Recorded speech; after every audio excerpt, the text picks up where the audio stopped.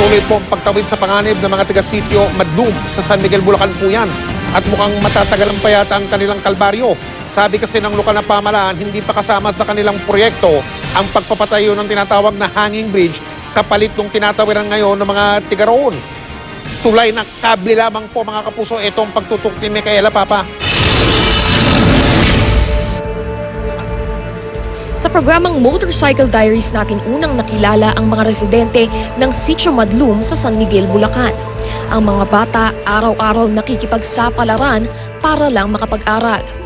Para kasi makarating sa eskwelahan, kailangan nilang tumawid sa 2 steel cables na nakabitin sa ibabaw ng rumaragasang ilog. Sa aming pagbisita sa Sitio Madlum, nalaman naming hindi lang pala ang mga estudyante ang nahihirapan sa pagtawid. Ginawa ng mga residente ang tawirang kable noong 2004 mula sa mga lumang kawad ng kuryente. Hindi na raw kasi kayang tawirin ng balsa ang ilog Madlum kapag masama ang panahon at tumataas ang tubig. Ito pong pinakalugar namin na ito, isla siya. Napapaikutan kami ng tubig. Katapos, yung pinakapapunta sa pamilihan o bayan, obligadong tumawid kami ng tubig. Yung panahon ng bagyong Ondoy. Yung unang level ng kable na yon, doon umabot siya ng mga 1 pie. Lagpas pa. Oo, lagpas pa.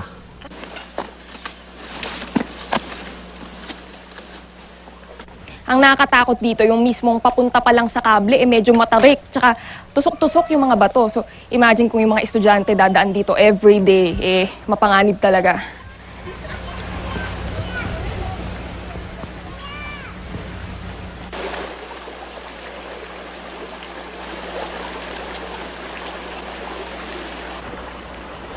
So, lubhang mapanganib talaga itong pagtawid sa kable na ito dahil pagdating mo sa bandang gitna nagsisimula ng umuga yung kable. Tapos kapag nagtagal sumasakit na rin yung mga palad mo. Kaya dapat talaga malakas ang katawan mo at delikado talaga to lalo yung mga tumatawid, mga bata na walang harness. Kaya naman nangangamba si Cecil, 7 buwan nang nagdadalang tao. Malalagay ba sa alangan ang buhay niya at ng nasa kanyang sinapupunan? Pagkailangan na kasi niyang manganak sa ospital sa bayan, 14 na kilometro pa ang layo nito. Mamaya bumaliktad po yung balsa, hindi kaya. Saka hindi po kaya sa kable pagka manganak na. Hindi na po kaya magkable.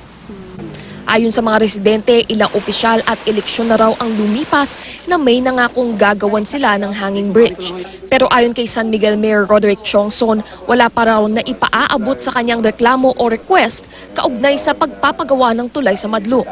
Gayunman, ito raw ay isang bagay na kailangan ng aksyonan, lalo na't ang Sitio Madlum ang isa sa mga umuusbong na tourist attraction ng bayan. Mabigay alam sa atin sa inyong lingkod at mabigay alam natin sa ating gobernador, siguro mababudgetan nito sa lalong madaling panahon.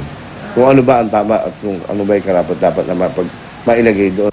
Pero sa ngayon, tuloy ang pagtawid sa panganib ng mga taga rito dahil hindi kasama sa proyekto ng munisipyo at wala ring nakalaang pondo para sa hiling na hanging bridge ng mga residente. Mula sa San Miguel, Bulacan, Micaela Papa, nakatutok, 24 oras.